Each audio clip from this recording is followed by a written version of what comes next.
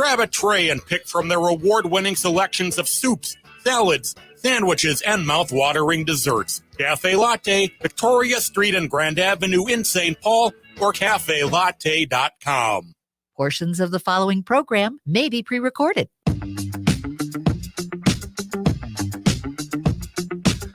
AM 950, the progressive voice of Minnesota. It's the Matt McNeil Show for your Monday. Good to be with you today, Matt and Patrick.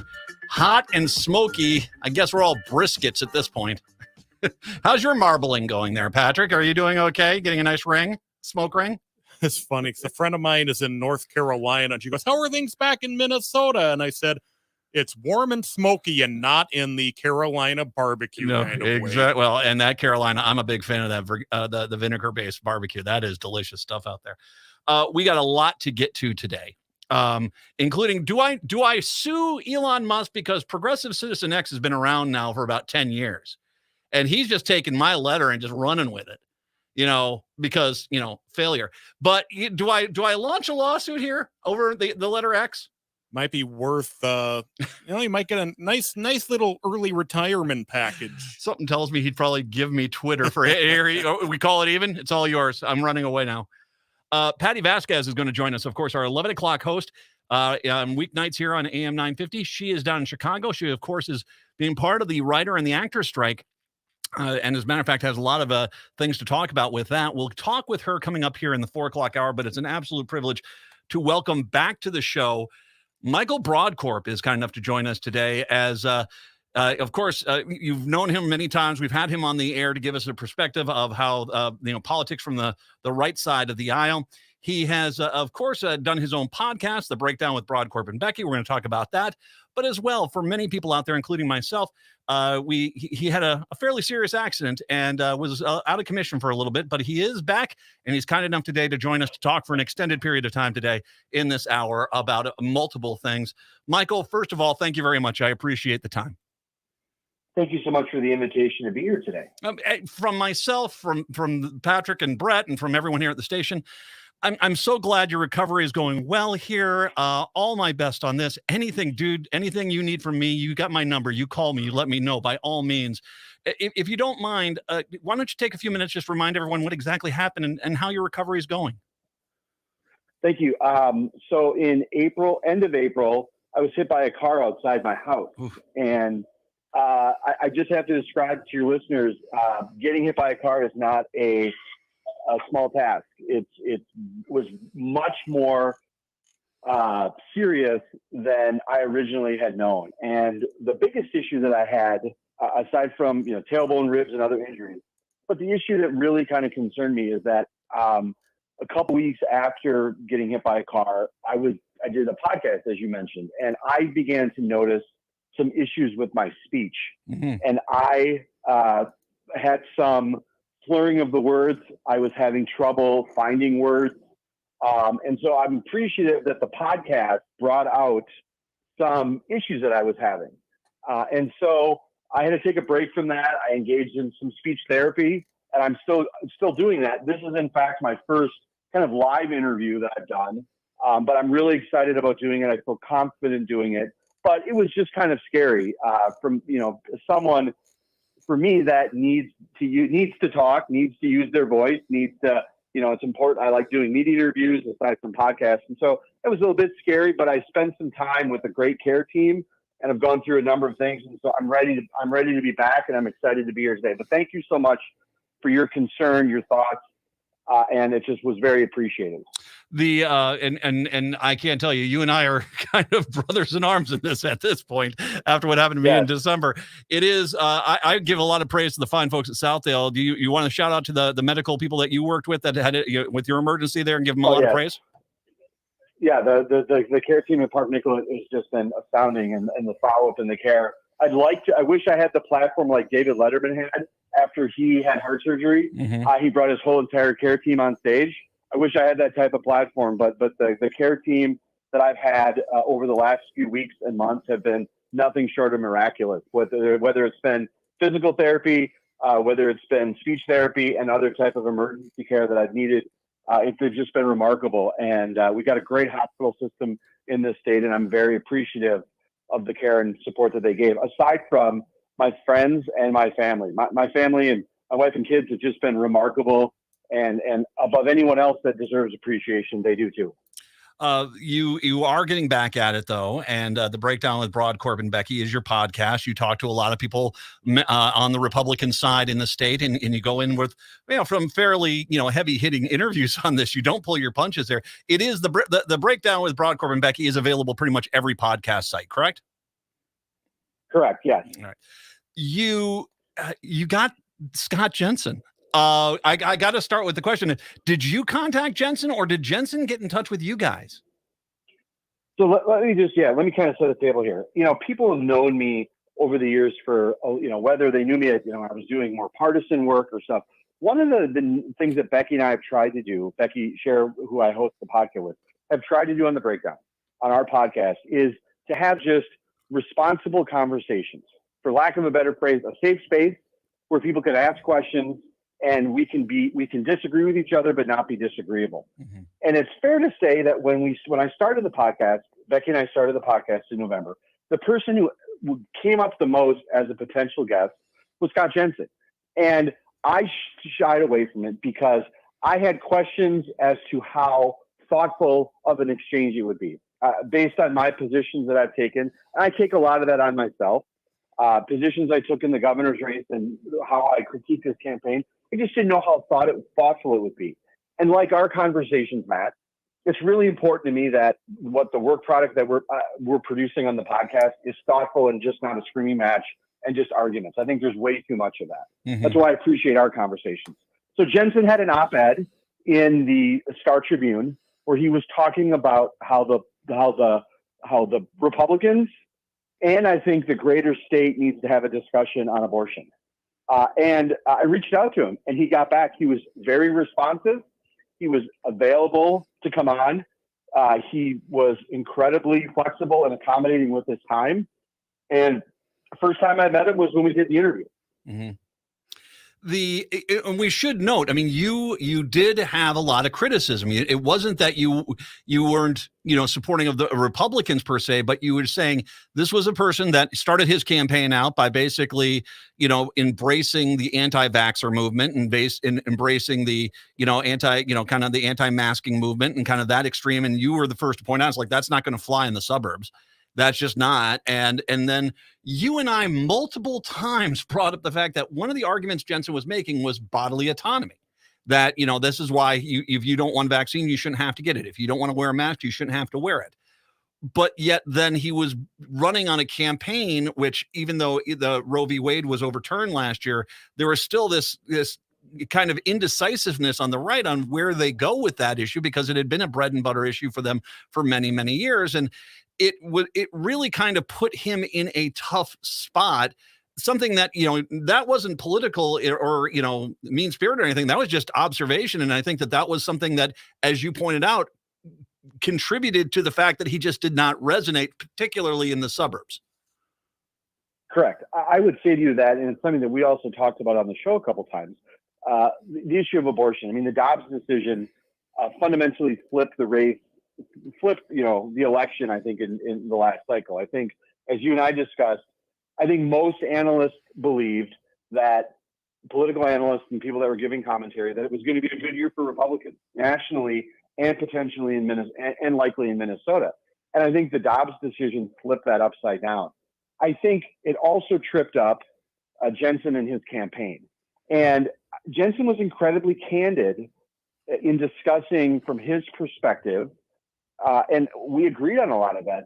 I think that Republicans have benefited over the years, since, not a couple of years, but a few decades, post Roe v. Wade being decided, that Republicans could take positions on abortion, and they had the safeguard of Roe v. Wade, and that they could discuss the issue of abortion with having the backstop of Roe v. Wade. And what I mean by that is that there wasn't any, they could take positions that weren't, in some instances, grounded in the reality of where the electorate was. Because the truth is that absent Roe v. Wade being excluded, it wasn't the positions that the Republicans were staking out. There wasn't a reality that those positions would become law. Mm-hmm. And once the Dobbs decision came out, it became possible for what the Republican message had been, or the policy platform that they have taken, could potentially become law in states across the country. And I think that tripped Jensen up. Mm-hmm. And what I have to respect Jensen for, and I do, and I said this on the air, and I've said this on your show before, Matt, is that Republicans are the party of personal responsibility until it comes to elections. And there's just not enough thoughtful analysis that's done post-election. What Jensen did on our podcast and what he's attempting to do is something that I think is quite remarkable and something that I haven't seen. In a sense that you have a candidate willing to be introspective about their shortcomings, their campaign staff shortcomings, and how they could have positioned themselves to win. Mm-hmm. And I think it's insightful. I think it's refreshing. Now, I think it's up for other people to determine, and everyone gets to make a decision on what's Jensen's agenda or reason for doing this. All I can say to you is that I sat across from him, and it was a thoughtful conversation about where he wants to go on this issue. I think makes a lot of sense for the party, for Republicans to figure out, and I'm glad that he was willing to do it. I was impressed by his thoughtfulness. Is it all right if we play this clip from this show that you had sent me? Okay, this is your show. Well, but it's your show. I'm going to be playing here. It's the breakdown with Broadcorp and Becky. This is Scott Jensen with some introspection about his loss last year on the governor's race. Patrick, whenever you're ready, go ahead and play that. Bottom line is, I think that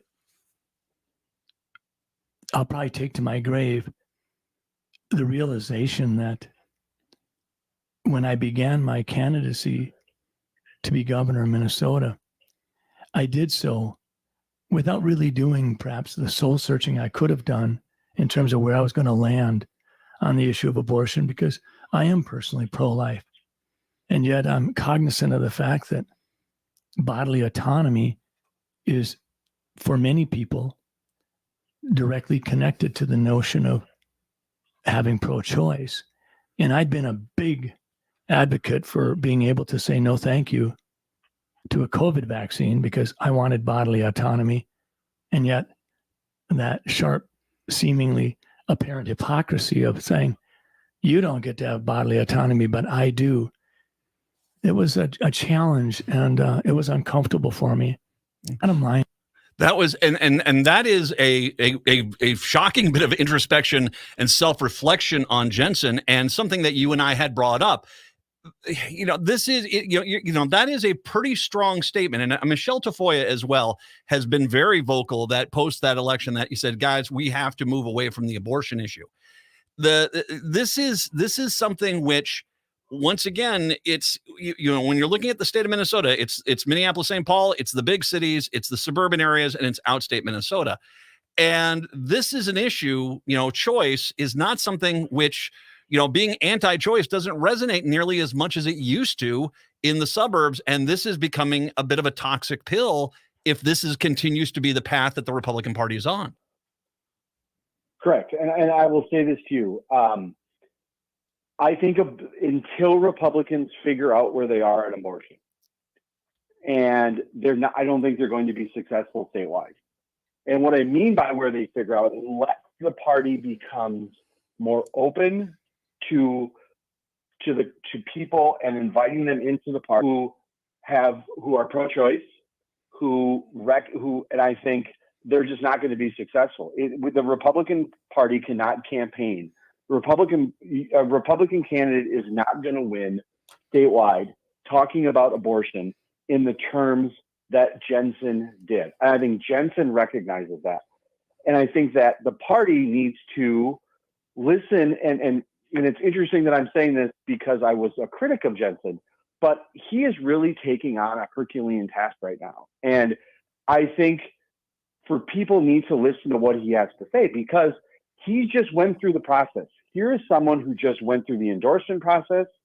And I think it's very clear that Jensen took positions and moved through the party process and took some positions inside the party based on the delegates and based on what the delegates want to hear. Mm-hmm. And the self-reflection that Jensen is taking, I think others need to follow his lead on that, because the party itself needs to recognize that candidates are not being rewarded through the party process. It's not successful. But ultimately, what I think needs to happen is that the Republican Party has to be open to, it needs to be aware of the fact that its position on abortion, particularly running as a statewide ticket, is not going to put a candidate in a path to win. The Republican Party has never knowingly endorsed a pro-choice candidate for statewide office.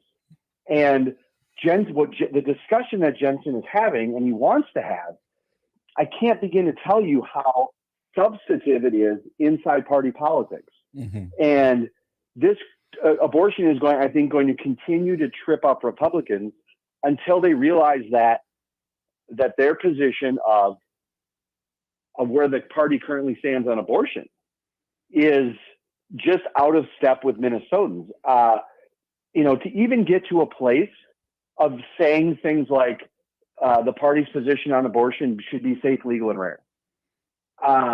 I don't think that would be a winnable message. I don't know that a candidate who came out and said, I think abortion should be safe, legal, and rare, I don't know that they would get endorsed. Yeah. And the reality is that I think that activists inside the party right now are so willing to stick to their principles at the expense of being elected to office. Mm-hmm. And the truth of the matter is that the body politic in Minnesota, I think, has made it very clear that on the issue of abortion, where they want the state to be. And Republicans, I think, are behind on this issue. Mm-hmm. And they have to have open and frank conversations about where they go, or they're not going to get elected statewide. This opens up an a much larger discussion and a much larger analysis that needs to happen. But unfortunately, I think for the Republicans in this state, and I think in other states as well, is you really got two separate Republican parties. You've got the Republicans who represent these rural, very red areas where what sells there is the most extreme, the most far right, the most, the real heavy duty talking points of no abortion ever, these sort of things. And that's where the party base is. That is where and if you're a Republican candidate, you have to have all those voters show up and vote. On the other side, you have the game plan was, okay, we'll forsake Minneapolis and St. Paul, but if we can hold the suburbs, there we go. The suburbs are not an area where that message kind of relies. And when I personally, Michael, am dealing with representatives and senators on the Republican side who seem to be far more interested in being an internet troll than representing their own districts, I don't know how you get out of this mess, because the people that represent those really beat red districts do not want to give up their power in choosing who is exactly going to be the Republican nominee. Yes. I mean, no disrespect to some of these local candidates, but Wright County is not reflective of the rest of the state of Minnesota.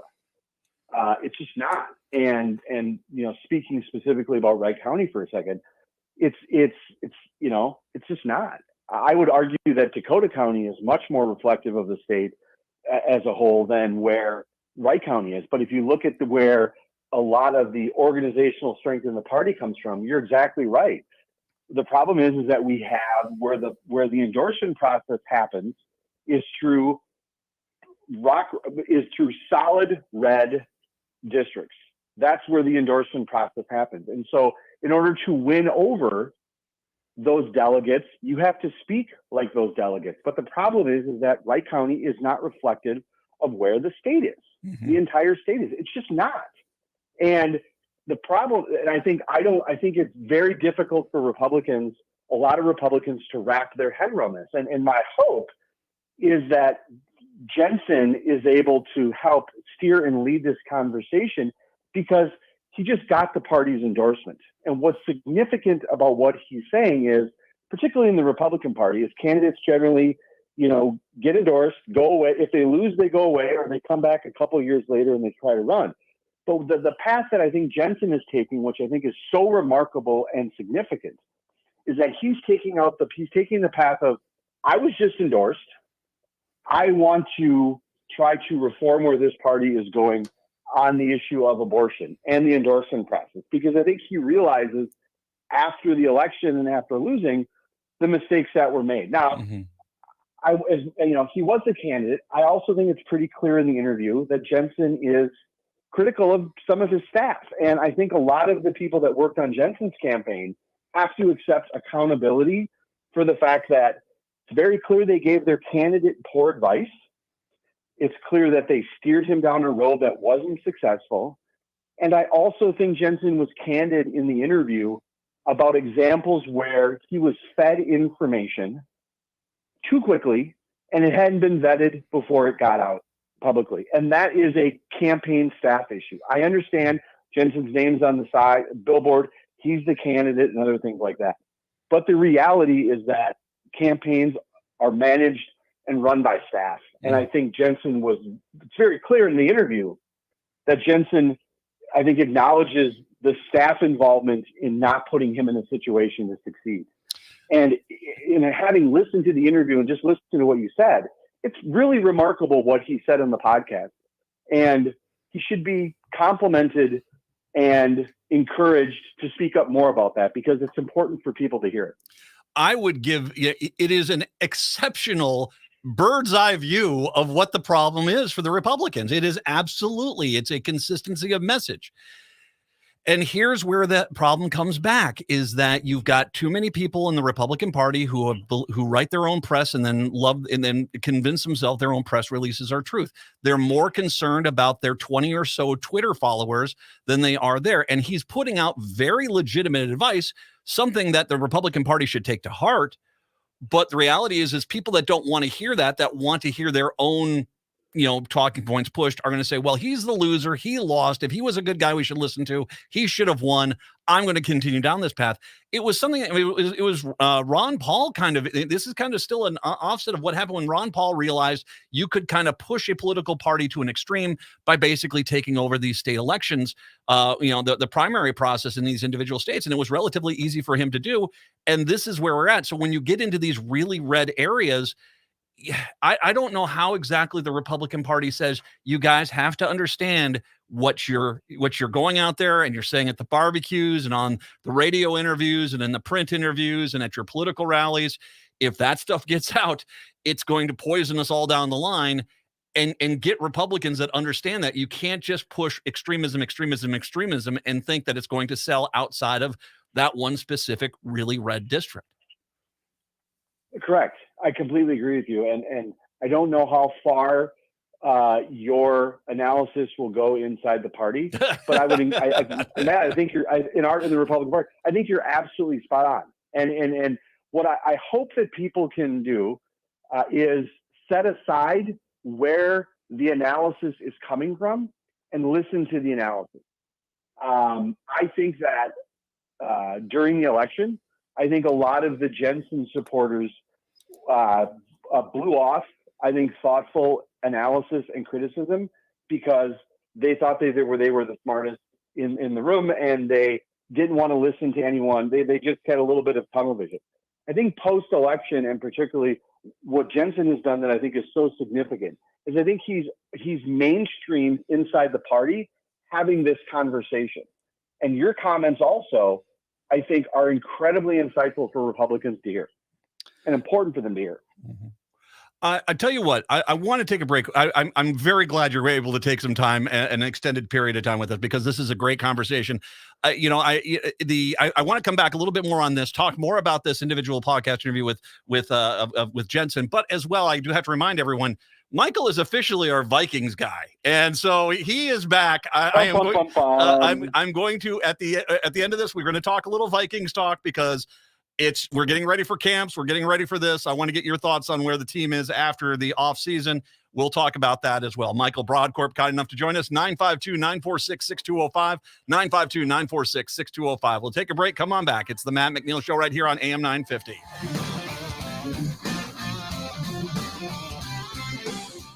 This is Robert Pilot of Native Roots Radio presents I'm Awake, weekdays at 5 p.m. On our show, you'll hear about Native issues like treaties, protecting Mother Earth, and holding our elected officials accountable. Weekly correspondents like Dr. Stately, State Senator Mary Kunesh, Robert Lilligren, and Bob Blake update us with the latest news from Turtle Island. Native issues are human issues, and human issues are Native issues. Listen weekdays at 5 p.m. or watch the show on Native Roots Radio social media accounts. Ho-wah! Hey, it's Tom. Fossil fuels continue to have negative impacts on our environment. Luckily, there are more ways now than ever to use renewable energy in your home or business. All Energy Solar offers smart energy solutions like custom solar paneling, electric vehicle chargers, and energy storage. Solar panel systems can last for decades, meaning you can help the environment and cut back on electric bills for years to come. There are incentives and rebates available to most people who install solar energy, too. Last year, the federal solar tax credit increased to a 30% tax credit. This incentive can be used in combination with other incentives from your utility, county, or city. But don't delay or miss out, as many of these incentives are limited to only a certain number of people. So have a professional from All Energy Solar help you discover how solar can power up your property while saving on your energy costs. Call 800-620-3370 or visit allenergysolar.com. Since when are houses disposable? I know. About half of what's in landfills are building materials that could be reused or recycled. For the sake of the environment, this has got to stop. There is money available to help Hennepin County residents and their contractors do the right thing. Reuse and recycle the building materials. You could earn $400 per ton for materials saved on a partial deconstruction of your next remodeling project, and up to $9,000 for a full deconstruction in Hennepin County. Fixtures and cabinets? All the way down to stair treads and 2x4s. Flooring? We floor you all day long, sister. Materials are sold at Better Futures Reuse Warehouse at 2620 Minnehaha Avenue in Minneapolis. Don't demolish, deconstruct. Do the right thing, get money back. You nailed it, brother. That's D-nailed it. Wouldn't want to poke an eye out. Check out betterfuturesminnesota.com. That's betterfuturesminnesota.com. And don't forget to shop the Reuse Warehouse. The place for summer fun is the Park Tavern. Live music is taking over the Park Tavern's dog-friendly patio this summer. Head over on Tuesday, July 25th for Colby Straka. Wednesday, July 26th, it's Ash St. John. And on Thursday, July 27th, it's Annalise L. Music runs from 5:30 to 8 p.m. and reservations are highly recommended for groups of 8 or more. And the Park Tavern offers private and semi-private spaces for small and large groups with no room fees and no minimum spending requirements. On Louisiana Avenue, north of Highway 7 in St. Louis Park, get your summer groove on at the Park Tavern.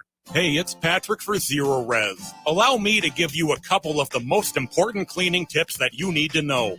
Vacuuming is not sufficient to maintain the cleanliness and lifespan of your carpet, period. My friends at Zero Res use their platinum-rated cleaning system that safely and effectively removes all that deeply embedded nasty dirt, dander, and bacteria. Not only does the patented Zero Res process clean better than anything on the market, surfaces dry faster, and your home and business will stay cleaner longer, guaranteed. July is National Carpet Cleaning Month, and because of that, check out this amazing deal Zero Res has going. Zero Res is offering 3 rooms starting at just $129 and get a 4th room free. It's also the perfect time of year to get your air ducts cleaned this month and take 20% off any air duct cleaning. Call 952-ZERO-RES or go to ZeroResMinnesota.com and ask for the AM 950 special. That's Zero Res. Would you let animals pick your insurance? Do you really need to experience mayhem to get the best rates? Or how about a celebrity quarterback or fake university saving you money? There's a lot of marketing stunts when it comes to insurance, but what you really need is someone looking out for you.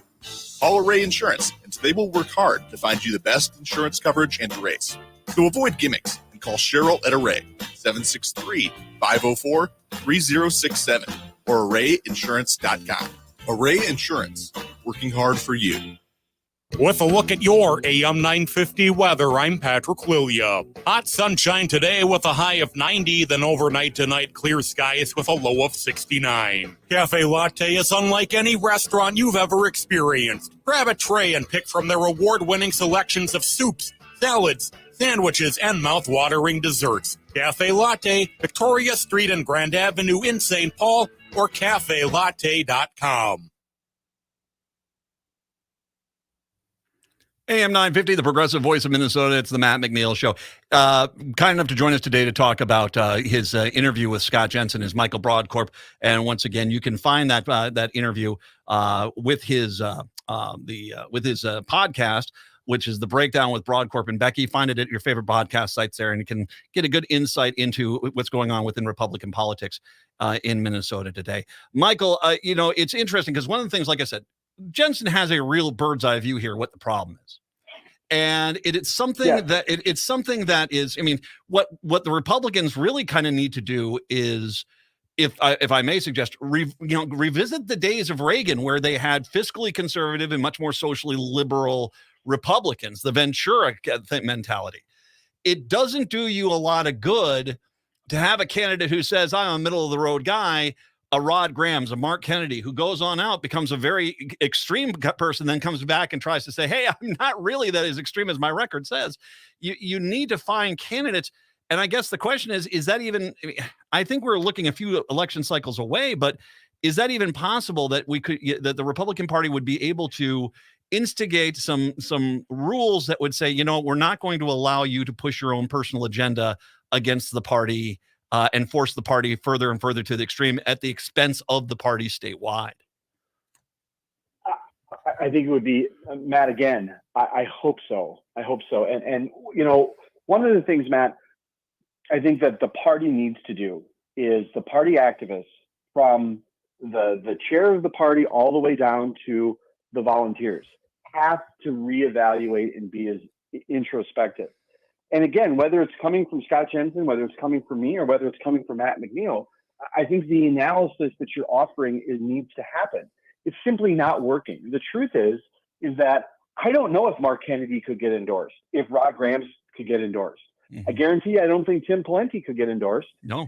And that's the reality. I don't think that Norm Coleman could get endorsed. And that's just sad to think about where the party is. I also will say to you, and maybe it comes a lot from our conversations that we've had over the years, Matt, but it's so important that Republicans can have these types of conversations. And I know you're not a Republican, but to have that type of conversation with Jensen is what the party needs to do right now. And you are spot on. What gets the news right now, and what Republicans seem to be much more engaged with, is the kind of vitriol and not moving the vitriol and a lot of the keyboard warriors, but we're not having the insightful conversations. And I will say to you, the interview that I had with Scott Jensen is probably one of the most significant conversations I've had in all my years with someone about the party. And and I've been whether volunteer, paid staffer, party officer, or an observer of politics, as I'm largely am this day. I think that the Jensen interview is probably the most, if not the most significant conversation I've had with a stakeholder in the direction where the party goes. And it's going to be surprising for people for me to say that, because I was such a critic of Jensen. But again, where was my criticism based? And I did discuss this a bit in the interview. I didn't meet Scott Jensen until the Sunday that we conducted the interview. But what I heard about Scott Jensen when he was in the Senate was that he was someone who wanted to have conversations, who wanted to be a part of discussions, and understood that compromise was not the great enemy that activists inside the party had. And I said to people, well, what I heard about Scott Jensen in the Senate, I would have liked that guy. That guy could have potentially won. But what happened is, when that type of Scott Jensen gets put into the party process, what comes out the other end is not an electable candidate. And I think Scott Jensen has some responsibility for that. And he's willing to have those conversations. But I think the party activists also have to have those same conversations, because I don't think that the party rewarded and was as helpful as they could have been in putting Scott Jensen in a situation to succeed. Again, I understand he's the candidate and his name's on the side, but there is a partnership that exists between campaigns and the party process and the candidates. And in this particular instance, I don't think the party did what they could do to help get Scott Jensen over the finish line. You can't have that Cobra Kai mentality. You can't just be all or nothing. And I think that that's part of the problem, is that we're going to force them to do what we say. I mean, we joked about last year about the jamming things down people's throats. I mean, you can't, that's not a good sell, and that's a hard problem. Okay, so you talk about, his overview, his retrospection, his basically calling out the fact that there were people around him that weren't helping him out. What were one or the other two things that you, in this Jensen interview, that you came away with saying, wow, that's an interesting perspective? Well, he talked about the endorsement process, which was significant, and and it's one of the points that is how the endorsement process is in need of reform and repair. Republicans spend far too much significance on an intramural contest. It's something that we've talked about before. And what happens is candidates become all in on winning the endorsements, and it is an intramural. It's like winning a preseason game. It's just insignificant in the grander scheme of things. It's part of the process. But Republicans put far too much emphasis on the endorsement process. And Jensen was candid and talked about the need that should he run again, or should a candidate that he was encouraging candidates to go to the endorsement, is to seek the endorsement, but not abide by the endorsement and run in the primary. And if he were to run again, Jensen would adopt that model. And that's significant because Republicans have come to revere and love the endorsement process. When I was a party officer, it was my obligation to ensure that candidates abided by the endorsement process because it was significant. But it's become to the point where there's so much spending on the endorsement process. I mean, one of the examples I like to bring up is Jeff Johnson's race in 2014. Mm-hmm. I mean, this is a campaign that spent money to serve oysters on the half shell to delegates at the convention in Rochester to try to win their endorsement. But that same campaign didn't have money to run ads to the level which they needed to in November to win. And it shows how the endorsement process has become far too significant of a monetary hurdle that Republicans, or a monetary obligation inside the party process. And Jensen talked about that, and incredibly insightful and significant, because there have been Republicans who, I will say this, very smart operatives, people with experience, who understand that the endorsement process is not producing candidates that can succeed. Mm-hmm. And there's far too much money being spent on it. Incredibly insightful that Jensen would be willing to take that on. Significant and important. And just one last thing on this is, do you think you will be able to look at, say you pull out the 100 or so, 200 or so convention delegates that come from the most deep red parts of the state? Do you think you could talk to them beforehand and say, guys, focus on electability? Don't just focus on who's saying every dog whistle thing that gets your tail wagging. Talk about electability, because as much as your district is far red, they have to win suburbs. And if they can't win the suburbs, we don't have a chance. Do you think that there is an ability to, sit down, look at them and say, you know what, here's our path to victory. We need you guys to get on board. I think it's possible to have those conversations. I don't know how receptive people will be. Mm-hmm. Make no mistake about it. I think what Jensen is laying out is going to be an absolute street fight. I don't think anyone's going to give. I don't think any local party unit is going to give up their power just easily. And I think it's comfortable. And the discussions that I think Jensen wants to have, I think the conversations that I've tried to have with activists, I think they're uncomfortable conversations, but I hope that they're willing to have them. But I don't think it's going to be easy. I think it's going to be a street fight. And unfortunately, I think you may be right. It may be a cycle or two down the road before we get it. But the reality is that if looking at the election results, what Republicans have been doing in this state to win elections has not been successful, and they need to win elections. And to give you credit, you were pegging this problem 2 years ago. 2 years ago, you were pegging this problem.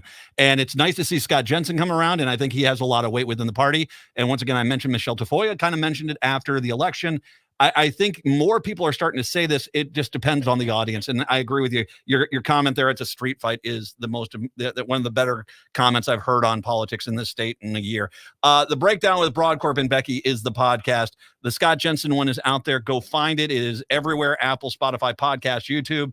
I will put the link out for that. Go listen to it and subscribe and enjoy this. We can't make our state better unless we understand the politics from all angles. And I think this is an important element. If you want to be smarter at politics, listen to Michael Broadcorp and this podcast. And I should mention Jeff Kolb as well, helping you out with that as well. So thank you, sir. No problem. Now let's get into the fun part. I know you're excited. Well, first of all, you went and saw the Barbie movie twice this weekend. Did I see that correct? You did. I thought it was fantastic. I think, yes, I did see it twice, and just very briefly. I encourage everyone to listen to it, to go see it. I think the Barbie movie is going to become like, I don't know if you ever saw the Rocky Horror Picture Show in the movie theater, but people dress up, they dance, they know the numbers, they know the lines. I think it's going to be like that. There's a number of kind of musical, there's a couple songs and performances in the movie that I think will have that type of effect. I think it's going to be a movie that is just going to have an incredible lasting effect. Interesting. I saw it on Thursday night with my daughters and a couple friends. And there were people dressed up. There were people in, pink and excited, glitz and glam. As you know, Matt, might not be surprising to your listeners. I don't go to a lot of glitz and glam events. I'm not a glitz and glam guy. But Thursday night there was a level of that. So I went last night with my entire family, son and wife and a couple other relatives, and it was over the top. I mean, it was the closest thing that I'm probably going to experience to like a red carpet event. Wow! It was just dramatic inside. There were kids little girls that had their Barbie dolls, and it was just a great movie and a great experience. And go see it. And I encourage all your listeners. I'm not paid. This isn't a paid endorsement. No. But it's just go see it. It's a lot of fun. My daughter, indeed. Pink. I didn't know she owned so much Pink, and they had it on Thursday night. It really is resonating with Generation Z for sure. They really love it, and I think this is one of those cultural moments that we need to make sure we take credit for. So and last year, in case you missed this, Michael Broadcorp is a huge Vikings fan, and I said, fine, we need a Vikings guy. So he became our Vikings person. We had him on. We'll talk about Vikings and stuff like that. We'll have him. When we come up this season goes, we'll have him on throughout the season to talk about the games that they're coming up. I have no problem in doing that. You, of course, have been focusing on the team, watching the team. Your thoughts as the Vikings get ready? I mean, Kirk Cousins is sure getting a lot of great press with that Netflix show. Well, and Matt, for your listeners, you also know that you're speaking to someone who made an appearance in that Netflix show. Yes, you did. I mean, I am, and I'm glad for I think I helped drive the ratings, by being in the crowd, doing the skull chant. I think it was beneficial, and it's been a real team effort between Kirk Cousins and I to bring some attention to that Netflix documentary, and I'm really excited about that. No, it is getting some good press. I think that there is a humbleness that he has. He doesn't fit, I think, the traditional mode of NFL quarterbacks. On paper, Kirk Cousins is a great quarterback, and I have kind of a little bit of a not a love-hate, but a love-disappointment relationship a little bit with Kirk Cousins. And so, I mean, I think the general consensus coming into the season is that this could potentially be somewhat of a rebuilding year. But we'll see. New defensive coordinator, and we got to see what they're able to pull together. There was a lot of surprises last season in how the team did and the record that they had. But I'm as excited as I've ever been. Coming off my appearance in The Quarterback on Netflix, I'm coming into this season as energized as I could be. Dalvin Cook going away is how much of obviously you said that's a lot of people point to that and say rebuilding year, but I would also say Justin Jefferson's still there. And as long as you have him on the field, you can throw into triple coverage and he'll come down with it somehow. You really do have weapons on this team. Hockelson, the tight end. You do have, you had a fairly deep, I was looking back at that Colts game, the Buffalo game. You have a lot of deep running backs there. Are we really going to miss Cook that much, or do you think that there's going to be enough, players coming in that will offset that? I was a big Dalvin Cook fan, and I don't think he's landed. I just checked the wire right now. I don't think he's landed with anyone yet. I think there's talk about him potentially, going to the Patriots. I think it's pretty clear based on, the offer that the Vikings made that I think there's money there on the table for him if he wants to take it. I just don't think he wants to. I don't think he wants to come back to Minnesota, but we'll see. I'd love if he came back because I was a big Dalvin Cook fan. And yes, Justin Jefferson is an explosive offensive player. I like the combination of Justin Jefferson with Dalvin Cook, but the Vikings made that decision, and so I just hope you're right in saying. I guess my bias in my respect for Dalvin Cook is maybe part of the reason why I'm saying rebuilding year, but hopefully they're able to fill that hole with Dalvin Cook, because I think he was an explosive player. I think he's a strong player. And I think he really brought some energy to that team. And so hopefully they can fill that. And it's not as much as a rebuilding year as I think a lot of people are talking about. He's 27 years old. There is a epidemic in the NFL about paying older running backs long-term contracts. Miami, by the way, is another team I've heard that is interested in them. Patrick, is there any other team you've heard of that's interested? I've heard the New York Jets thrown in a little bit on Cook as well. Ooh. Well, that'd be interesting. But it will be. I think the Vikings put a fair offer out there, and I agree with you. I don't think Cook wants to be here, and someone will offer him, an insane contract for his age. And once again, it's interesting. I'm about to turn 55. I'm talking about a 27-year-old aging out of a position. But the reality is that that's an epidemic in the NFL, is to give older running backs long-term deals, knowing that that's going to hurt your team down the line. Correct. And I think one of the other things we have to think about is Kirk Cousins, where is he going to be long term? Mm-hmm. Where is he going to be long term? There's a story out of ESPN today talking about the possibility of this being a Kirk Cousins final training camp with the team. Again, there's just something about Kirk Cousins and the Vikings, and particularly the Vikings community, where it's a divided subject. Mm-hmm. It's somewhat of a polarizing subject. And I think on paper, Kirk Cousins is a great quarterback. I do think that there is a leadership quality that is somewhat missing.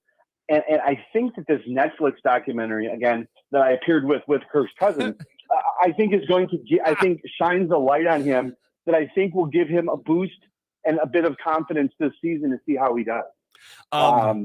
Well, and one last thing here, because we got to get into that last break here. But one last thing here is, it's going to be the first year in a long time the Green Bay Packers do not have an all-star quarterback, and I'm looking so forward to that.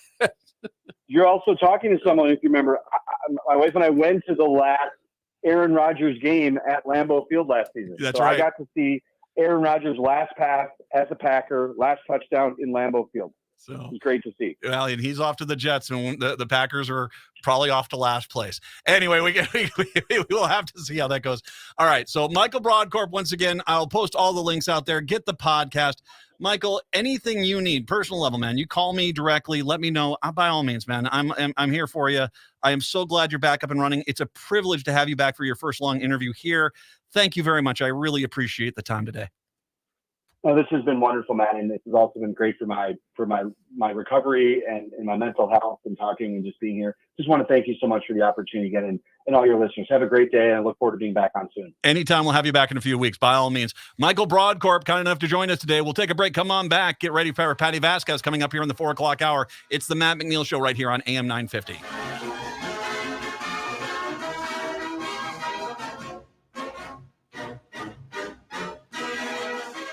Are your remote workers putting your company at risk? Not sure what steps to take to secure your data? Hi, Mark Sommerfeld from Rymark. The Rymark team is guiding our clients through these difficult times. In fact, demand has been so high, we created an easy-to-follow guide with the 5 steps to securely work from home. It's yours free. Download our 5 steps to securely work from home now at rymarkit.com or call 651-328-8900 for a no-cost how-to discussion. Crooner's Supper Club invites you to enjoy drinks, a delicious dinner, and live music from both big-name local and national artists in a wide array of styles. Before or after your show, check out the new Maggie's Lounge, a perfect spot to visit with friends. It's open Wednesdays through Sundays beginning at 4:30 with cocktails and light fare. And you don't need a ticket to enjoy the great atmosphere of Maggie's. Crooner's Supper Club off Moore Lake and Highway 65. A little piece of old school nightlife in the 21st century. Hi, Matt McNeil for Rudy Luther Toyota. You've heard me talk about the Rudy Luther Toyota We Buy program. Now hear from someone who's actually done it, me. Our kids' car, the 2006 Toyota Sienna, served us well for 17 years, but it was finally time to say goodbye. The We Buy program is really simple. I gave them some basic information. We set up an appointment, and after a quick verification, they gave me an estimate and a check, and they made me a generous offer. It was that fast. See for yourself. Try the Rudy Luther Toyota We Buy program at rudyluthertoyota.com. End-of-life decisions are not easy to make. Hi, I'm Mary T. of Mary T. Hospice Care. It's important to make sure that this difficult time is meaningful and comforting to you and your loved ones. Our hospice team provides an individualized program of physical, emotional, spiritual, and practical care so your loved one is comfortable and not in pain. At Mary T. Hospice, we understand that choosing the right hospice care provider can be overwhelming, but we're here to assist you. Learn more today at marytinc.com. AM 950, the Progressive Voice of Minnesota. It's the Matt McNeil Show. It's remarkable to hear Jensen talk with clarity on this issue. I mean, the real self-retrospection. And I always remember Jensen when he was trying to get the insulin bill. His insulin, he was the Republican, and the party forced him to vote against it, to kill the bill, because they wanted to use it to negotiate something. And you could tell, there was a lot of self-respect. And that was why it was so wild to watch him come out at the beginning of his campaign and be, he completely understood what it took to win the endorsement of the Republican Party from that extreme right. He understood that. And my guess is going to be whoever's going to be taking on Klobuchar next year is going to do the same thing. Is all of a sudden going to be like, I'm going to, do everything in my power to stop Minnesota from doing everything. That's going to be the case. I have zero doubt. But, that is the big question for the Republicans. How do you stop this? I mean, it's not just the Walter Hudsons and the Elliot Engins who basically sit there and clearly are far more interested in being internet trolls than they are about being a representative or a senator that serves the state. But it's the fact that you've got these extremist their own press release believing, their own self-induced troll cycle endorsing and validating group of Republicans, the Mary Frances, Steve Drazkowski, Grunhagens, the Tory Westroms, the Eric Luceros, that basically are considered mainstream, but that they do not care. They only seem to care about their own district. I mean, Drazkowski himself, I'm sorry, those comments he made this last session are going to come back to haunt the Republican Party tenfold come this upcoming election, the Minnesota House election. And we've already talked about the math for Republicans with the new maps that came out last year got a heck of a lot tougher, because the amount of districts which naturally lean blue were outnumbering them. And as we go through this decade, those districts are only going to become more blue. We just a few weeks ago had the story out of Chaska about this anti-LGBT LGBTQ A plus group that was coming out there to go after Little Rouge down in Chaska. 10 years ago, I think more people in Chaska would have showed up against the Drag Queen Story Hour. They were overwhelmed. That gives you an idea of where the outer suburbs are right now. So if you're going out there and you're trying to put forward candidates who are the most extreme, the most far right, the most, this, because it gives great joy and pleasure to the Republican base, well, you ain't going to be winning the state of Minnesota anytime soon. Hour 2, that's coming up next. Nightingale is your cozy, comfortable neighborhood restaurant in the Whittier neighborhood at 26th and Lindale. Nightingale has patio, dining room, and bar seating available. Plus, they still have takeout and delivery. Their menu has lots of delicious options like the famous Nightingale burger and fries, ginger tamari chicken wings, smoked chicken liver pate, and more. They're open from 5 p.m. to 1 a.m. daily with their full menu until midnight. So make the friendly neighborhood Nightingale your go-to restaurant in South Minneapolis. Place an order, make a reservation, and more at nightingalempls.com.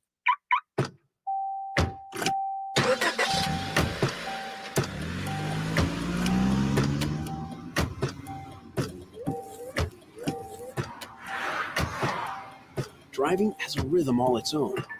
Don't wreck it with a text. Before you get behind the wheel, silence your phone. Or better yet, designate a texter. For more text-free driving tips, visit stoptextstoprex.org. Brought to you by the Ad Council and the National Highway Traffic Safety Administration. Hey, Minnesota, it's Brad Friedman, host of the Bradcast. You're listening to AM 950 KTNF, St. Louis Park, Minneapolis, St. Paul, the progressive voice of Minnesota. AP News. I'm Ed Donahue. The Justice Department is suing the Republican governor of Texas, Greg Abbott, over a floating barrier that the state placed on the Rio Grande to stop migrants from crossing into the U.S. from Mexico. The lawsuit asks a court to force Texas to remove a roughly 1,000-foot line of bright orange wrecking ball-sized buoys that the Biden administration says raises humanitarian and environmental concerns. This is White House Press Secretary Karine Jean-Pierre. There's no good faith effort here in what Governor Abbott is doing. And the only person, the one person that is sowing chaos is Governor Abbott. That's what he continues to do, political stunts in an inhumane way. Greg Abbott accused President Biden of putting migrants at risk by not doing more to deter them from making the journey to the U.S. Conversations have started with North Korea over an American soldier who ran into North Korea across the Korea's heavily armed border. General Andrew Harrison is deputy commander of the United Nations Command. None of us know where this is going to end. So I'm in life an optimist. I remain optimistic. But again, I'll leave that there. But Matthew Miller at the State Department says the U.S. has yet to hear from the North Koreans about King. Hazing lawsuits have been filed by an ex-volleyball player and a former football player against Northwestern University. Already, Northwestern's football coach has been fired over hazing allegations. Attorney Parker Steinar says a former volleyball player alleges she was hazed. This shows that it isn't just men, it isn't just football players, that there's female victims of abuse, of hazing. The private school in Evanston, Illinois is facing multiple lawsuits. Former Northwestern quarterback Lloyd Yates is also suing the school. An Arkansas truck driver, Peter Stager, who beat a police officer with a flagpole attached to an American flag during the Capitol riot, was sentenced to more than 4 years in prison. Stocks finished higher. This is AP News. On the battlefield, there's a saying America's military men and women live by. Never leave a fallen warrior behind, ever. Off the battlefield, Wounded Warrior Project operates with the same goal. Wounded Warrior Project was created to help our men and women returning home with the scars of war, whether those scars are physical or mental. Wounded Warrior Project. We never leave a fallen warrior behind, ever. Learn more about what we do at woundedwarriorproject.org. Discover credit cards automatically double all the cash back you earn at the end of your first year. Which means, wait, hold up. Question for the audio engineer. Go ahead. Did I read that right? Discover automatically doubles all your cash back? Yeah, that's what the script says. So if I get a Discover card right now, I can earn twice the cash back. Apparently. Wait! Unlimited first-year cash back match, only from Discover. See terms and learn more at discover.com/match. Hi, this is Paul Metza. Honored to tell you I've been broadcasting my Wall of Power radio hour show on AM 950 for over 9 years. We have had musicians that have played with Bob Dylan and Prince, local musicians, authors, comedians, CIA agents. My motto is cool people from all walks of life in all 50 states. It airs every Saturday night at 6 p.m. on AM 950, the progressive voice of Minnesota. When it comes to houses, disassembly is our game, deconstruction is our fame. There are some bucks for your project. Better Futures Minnesota is your contact. Instead of demolishing your home, let us take it apart by hand, and we can find the building materials a new home. Limited funds are allotted in 2023 for Hennepin County residents and public entities to make deconstruction even more affordable. Check out betterfuturesminnesota.com. That's betterfuturesminnesota.com. You know how it is with vacuum cleaners. You buy them, you break them, then you throw them away, right? Well, not necessarily. Often, fixing your vacuum can be cheaper than replacing it. Never heard of A1 Vacuum in Roseville? They offer free estimates. So if you wish your vacuum worked like new again, drop by. A1 Vacuum is ready to help clean up your vacuum cleaner act. Find us at a-1vacuum.com or call 651-222-6316. With a look at your AM 950 weather, I'm Patrick Lilia. Hot sunshine today with a high of 90, then overnight tonight clear skies with a low of 69. Cafe Latte is unlike any restaurant you've ever experienced. Grab a tray and pick from their award-winning selections of soups, salads, sandwiches, and mouth-watering desserts. Cafe Latte, Victoria Street and Grand Avenue in St. Paul, or cafelatte.com. Portions of the following program may be pre-recorded. Hour number 2 of the show on your Monday. Good to have you with you, Matt and Patrick. The 92 degrees, smoky in Minneapolis, St. Paul. Yes, like a big old hot beef jerky. 952-946-6205, 952-946-6205.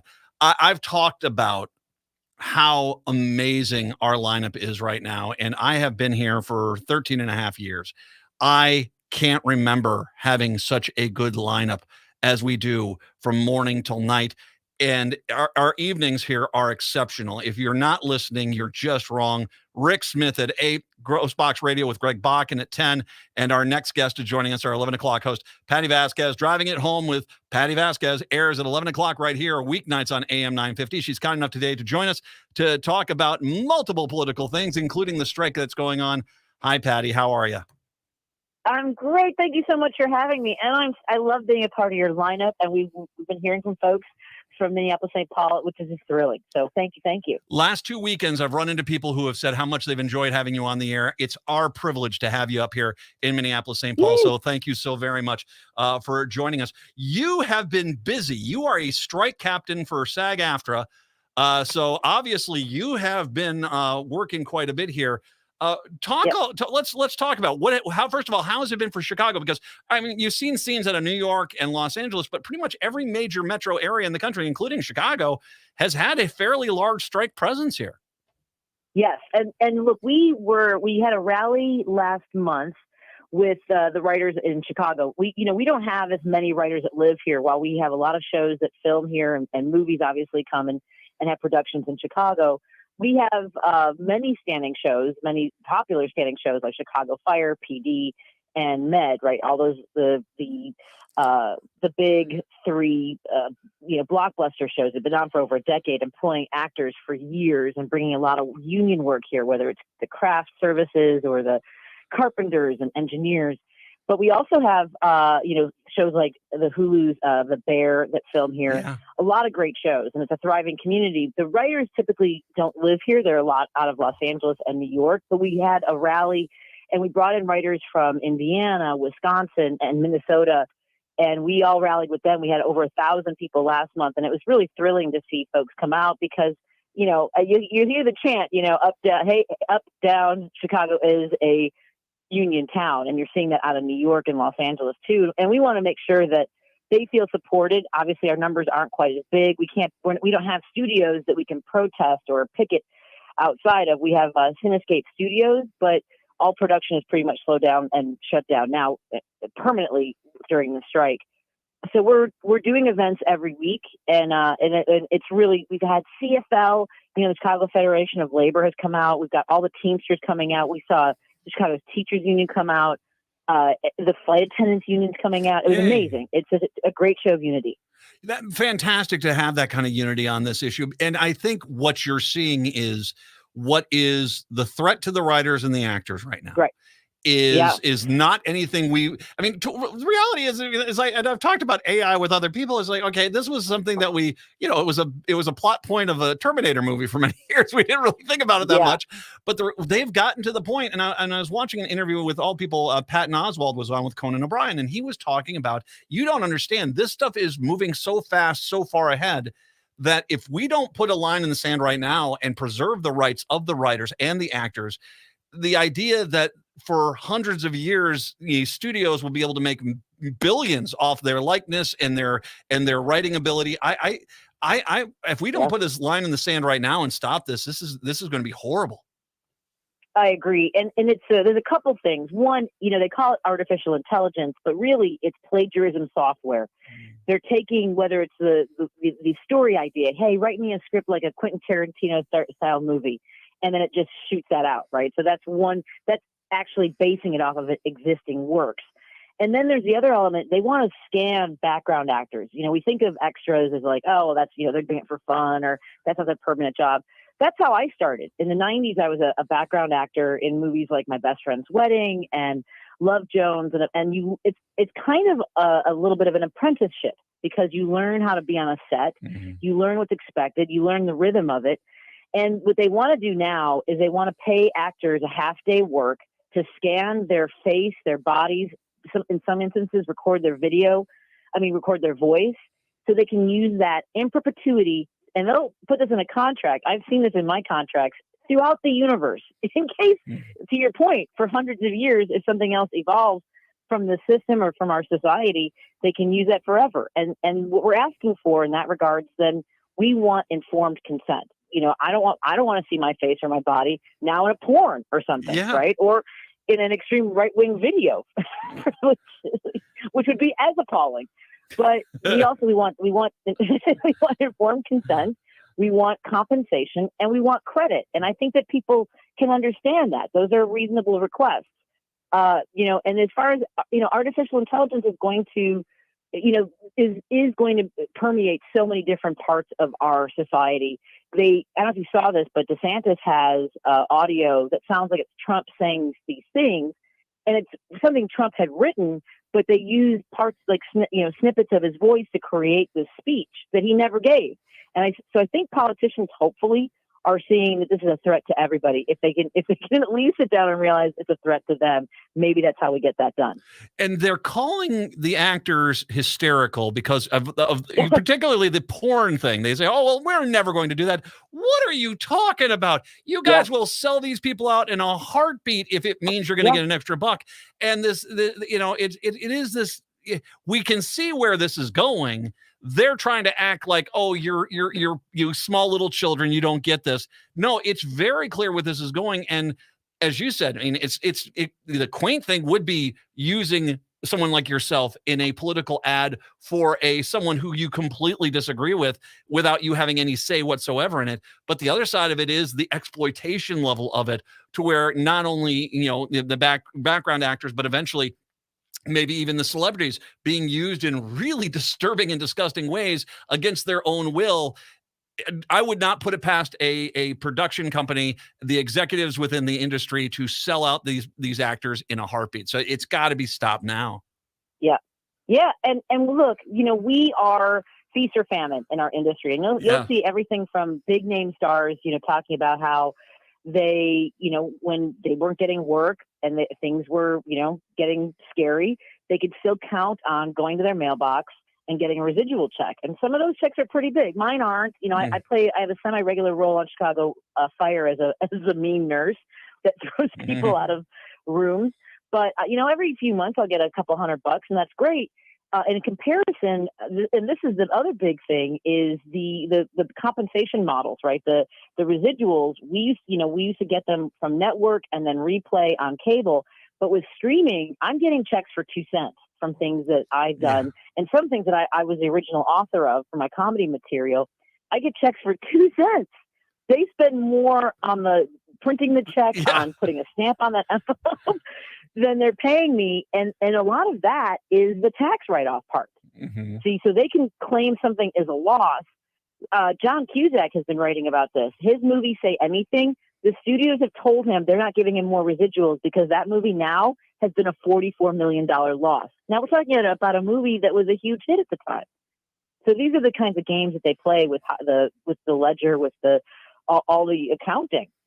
And the streamers is what's killing us. That's what we're holding the line on right now in these negotiations. Is there has to be some new model on how we are paid. If a show is wildly successful, you can see. I mean, a lot of writers, shows that are really popular, like was it Billionaire? Is it Billions and all these other Succession? These writers are not being compensated for wild successes, while the studios are making billions of dollars. The writers, the problem there is it's like a Thomas Kincaid painting. They just print it off, but then they bring in an artist to add a little paint to the painting to make it look a little special. And the idea, I listened to one of the writers saying, the idea of them giving me a computer generated script in my style that I did not write, and then saying, we'll give you $12 an hour to go punch it up a little bit and clean this up like a Thomas Kincaid painting. That is just disgusting, because once again, it's the idea that for hundreds of years, these writers' works might be getting, maybe like taking a Shakespeare and then being able to put stuff out as Shakespeare for 500 years, while Shakespeare and his family and his descendants never get a dime from it because, someone sold off their rights. Well, and that's, I think that's kind of the heart of this too, is in our industry. And to your point about people saying we're hysterical, I guess acting and writing seem like, a soft industry. We're not hard workers. And yet that's what people sit back and relax. That's, we are storytellers. And, this weekend, I think, shows such a great example of people wanting to get back to the theaters, enjoying good storytelling, Oppenheimer and Barbie. That's what we turn to. We turn to music and books and theater and going to the movies or watching television. And look, actors, we are afraid to say no to an offer, right? Because for me, I'll give you an example. For my own career, I almost gave up auditioning. I love doing stand-up, and I was like, look, if I'm not going to get work, I had an agent tell me, oh, you're adorable, you're great. If you just lost 20 pounds, I could get you more work. And I thought, I was 135 pounds at the time and 5'6", and I thought, I didn't get into comedy to be a model. And I almost gave up, but a casting director told me, Patty, it just comes down to the way you look. You're great in auditions. So I stick it out because I love storytelling. I love what I do. I love the opportunities, but I'm afraid to say no to something because you never know when the next work is going to come along. So we're vulnerable in that sense. And I'm always fascinated by people who, are angry at labor when we really are not making anywhere near, they want to fight for the billionaires. It's shocking to me how much people want to protect the billionaires in these kinds of scenarios. We do really hard work, and we're not all famous. We're not all making millions of dollars. There are 160,000 SAG-AFTRA members. Do you know 160,000 famous millionaires that are in movies and television? No, right? Exactly. No.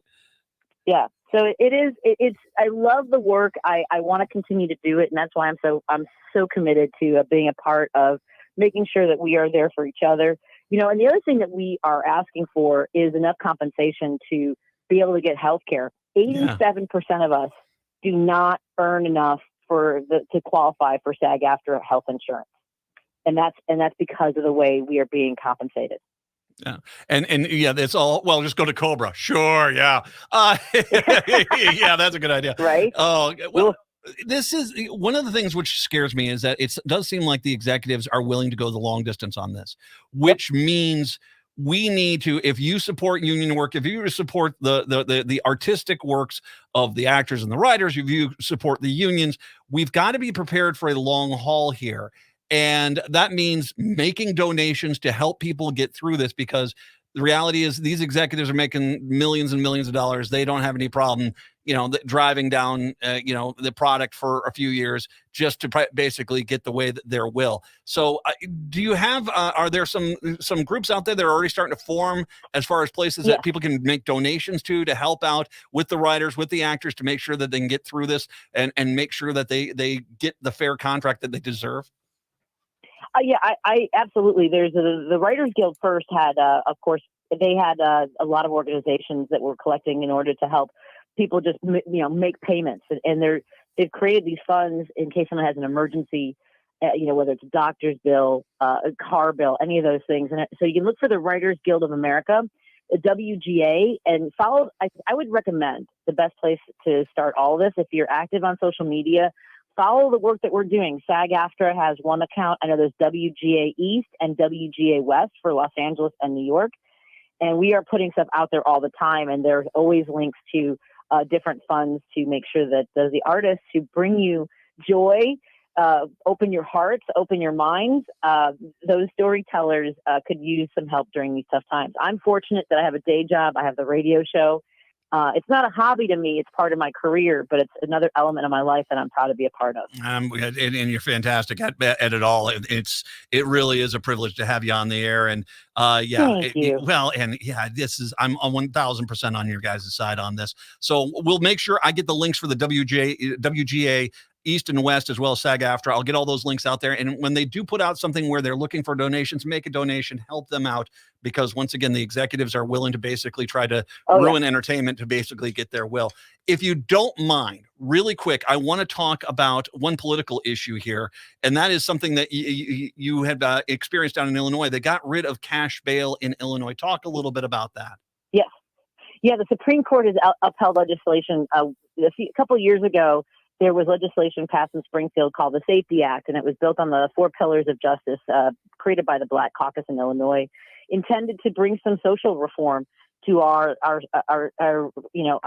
prison system, our incarceration system, and people who are awaiting trial. People think that we're just opening up the prisons and letting out convicted felons. This is about people who are awaiting trial.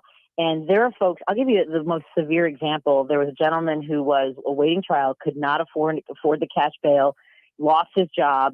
His family lost his family because his wife left him. He couldn't deal with it. And he 6 years awaiting trial. And at 6 years, they decided, well, there's not enough here. And they let him go. Destroyed his life because he could not afford cash bail. And there are people, and this is still, the judges have discretion. If they believe that someone poses a threat, they can hold them without bail. That's their choice. But I mean, the fact that if we're talking about, let's say it is a drug dealer or a murderer, because they have money, they can buy their way out. That's not what anybody wants to see. And for the folks who think that I might be soft on crime, or think that, well, you don't know what it's like, I push back on that. My family has experienced the worst trauma. My brother was murdered when he was 16 years old. And I personally am against many of the things, whether it's cash bail or the death penalty. So I'm not saying that, I don't speak for all survivors of homicide, but I cringe when people use that as an example of like, well, you don't know what it's like. We are trying to find a way to make this equitable, and disproportionately people of color are imprisoned in Illinois and throughout the country. And we have to find a way to, we complain about communities that are dangerous. Well, we choke people off from opportunities and we incarcerate them at a high rate. How do we expect things to get better? Absolutely. And, the thing which is always that comeback you hear from, especially from the conservative side, is, oh, you're weak on crime. No. I want, appropriate punishments and stuff. But if you don't think that we need to have reforms in the system, because the system, as you just pointed out, it basically imprisons the minority population, while the real criminals who basically are successful in their crimes are able to get bail, and this doesn't impact them at all. I think that there is your part of your problem. Doesn't mean you're soft on crime, doesn't mean you don't want fair sentences. It just means that you basically realize the system is flawed here, and if we don't address this, we're not doing justice for anyone. Right. And I'll tell you this much. Republicans are the softest on crime because it's over $400 billion a year in white-collar crimes, and they are soft on those crimes. The amount of money that we lose in, whether it's smash and grabs, look, it's not, of course we should prosecute those folks, but we're not prosecuting the people who are ultimately choking off those communities from economic opportunities by whether, it's wage theft or playing with their accounting. Right? Yeah, exactly. So. Well, I find it hilarious when conservatives will say, lock a guy who stole $50 from a liquor store up for the rest of his life. But when someone's stolen $3 million, it's like, you don't understand. Being rich is a real draw here. I think we've wagged our finger at him. Enough has been learned here. He's like, dear God, man, you guys are the worst at this stuff. Yep, 1,000%. All right. Patty Vasquez, once again, if you are not listening, this is just such a great lineup. 11 o'clock tonight. Make sure you're listening to AM 950. It's the Driving Home with Patty Vasquez, as well as also I'll get all the links for that you recommended here. Patty, you're always welcome back. All my best. I think you're awesome on all levels, and so it's just a privilege to get to chat with you. Thank you very much for your time.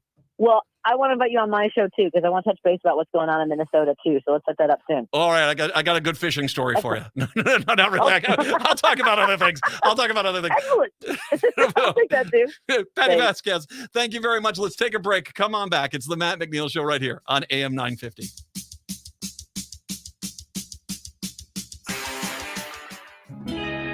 The Powder Horn Powderhorn Art Fair is returning to Powderhorn Park to celebrate its 32nd anniversary, August 5th and 6th from 10 a.m. to 5 p.m. each day. The fair will feature a vibrant and diverse selection of art from over 150 exhibiting artists from across the country. Whether you're just starting an art collection or a seasoned buyer, they'll have the perfect piece for you. Plus, there's more. Immersive art installations offer fairgoers a chance to explore interactive experiences that transport them into an artist's vision. In addition to all the fantastic art, over a dozen food vendors serving up sweet and savory delights will be ready for you and other hungry fairgoers. A family zone will offer creative activities for kids of all ages and entertainment each day. The fair and activities are free to attendees. Make plans to head to Powderhorn Park on August 5th and 6th. Learn more at powderhornartfair.com. Turn to Auto Technical with your vehicle donation. We have families waiting for a car. You know, over 85% of unemployed are successful in finding and keeping a job if they have dependable transportation. A car plus a job equals a life changed. 612-919-5526. We have families waiting for a car. 919-5526 or autotech.org. Think your company's safe? Your staff is working from home, right? As I speak, cyber criminals are mounting attacks across the country. Remember, when we're weakest, cyber criminals attack. Hi, Mark Sommerfeld from Rymark. The Rymark team is guiding our clients through these difficult times. In fact, demand has been so high, we created an easy-to-follow guide. It's yours free. Download our 5 steps to securely work from home now at rymarkit.com or call 651-328-8900 for a no-cost how-to discussion. You hear a lot about Rudy Luther Toyota's hybrid cars, but maybe you're asking yourself, are they worth it? Let me say from experience, absolutely. I have a Toyota Sienna hybrid, and the proof is in the gas tank. Before my hybrid, I was filling up my tank once a week. Now it's consistently every 2 weeks. I did the math, and my hybrid is saving me over $1,000 every year. And the Toyota hybrids are some of the most stylish and comfortable vehicles you'll ever drive. Now's the time to get a Toyota hybrid. Set up a time to test drive one today at Rudy Luther Toyota, the southeast corner of 394 and 169 in Golden Valley.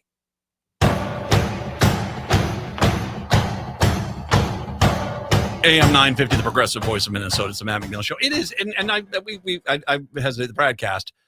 We got that on starting at 7 o'clock. This is a powerhouse freaking lineup, man. Patty Vasquez is on at 11. My God, she's fantastic. Fan-freaking-tastic. Just stay with us all evening long. We are here, all right? There you go. 952-946-6205, 952-946-6205. So, Patrick, it happened again. We have a story out here. Minnesota, God's gift to the world, ranked high in yet another poll. When it comes to factors like healthcare and inclusion, Minnesota is among the best states to live in. That's according to liberal powerhouse CNBC. What? No, CNBC is actually kind of conservative. All right, yeah. CNBC, which recently released its 2023 list of the top 10 states in the country to live and work.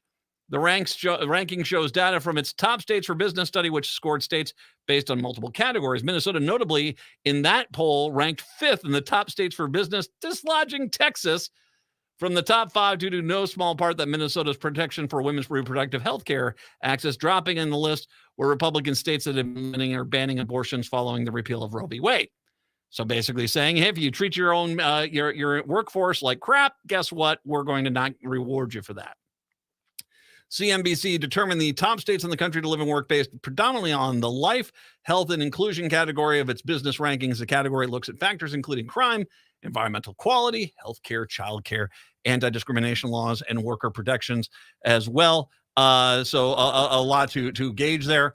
Overall, Minnesota ranked as the 4th best state in the country to live and work, earning a total of 269 points in the category out of possible 350. I've talked about how Minneapolis, St. Paul, my wife used to be a corporate headhunter. The hardest city to recruit into in the country is Minneapolis, St. Paul. The hardest city to recruit out of in the country is Minneapolis, St. Paul. People come in here, it's like, it's winter there. I hear it's winter. And they get up here, they realize how awesome it is. I was out at the lakes again this weekend. I posted the picture of the McFly DeLorean over at Uptown Diner. Apparently Doc and Marty getting some of that biscuits and gravy. I drove around the lakes, packed at 11 o'clock on Sunday morning, packed. It's awesome. This town is awesome. I love Minneapolis, St. Paul. It is just so cool. And yeah, a lot of other people are starting to realize that too.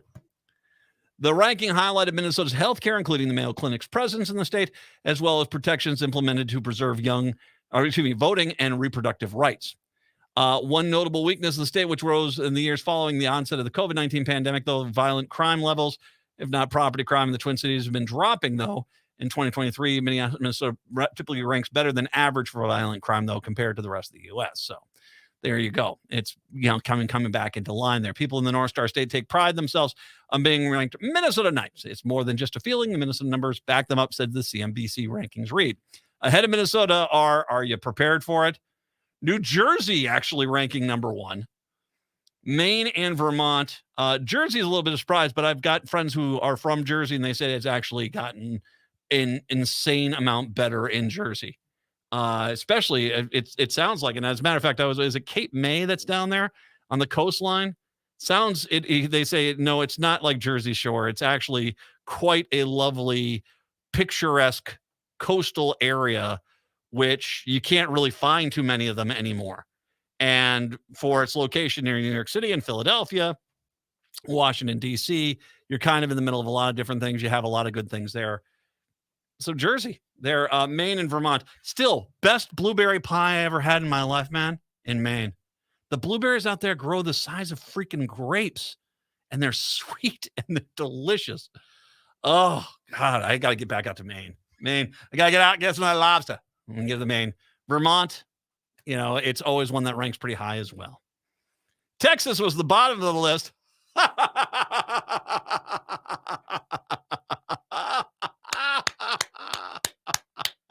Maddie happy.